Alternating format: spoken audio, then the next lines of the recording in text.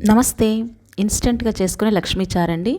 మీకు అందరికీ తెలుసు కదండీ! లక్ష్మీ చారు అంటే చాలా పెద్ద ప్రాసెస్ ఉంటుంది. మనం ముందుగానే ఒక కుండలో గంజి, అలాగే బియ్యం కడిగిన నీళ్లు ఇవన్నీ నిలవపెట్టి పులవబెట్టి చేసుకుంటారు కదా!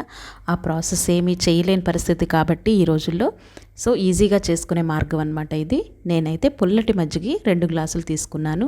అలాగే 1 గ్లాసు గంజి వేసుకున్నాను. దాంట్లోకి వంకాయలు, బెండకాయలు, టమాటా, పచ్చిమిరపకాయలు కొంచెం ఎక్కువ తీసుకున్నాను.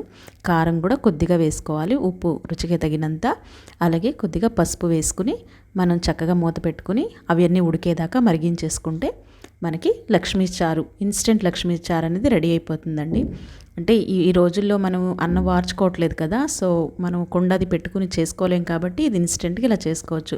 లక్ష్మీ చారుకి మంచి కాంబినేషను చేపల కర్రీ అండి. ఫిష్ కర్రీ చేసుకున్నప్పుడు తప్పకుండా చేసుకొని చూడండి. చాలా బావుంటుంది. చాలా అద్భుతంగా ఉంటుంది.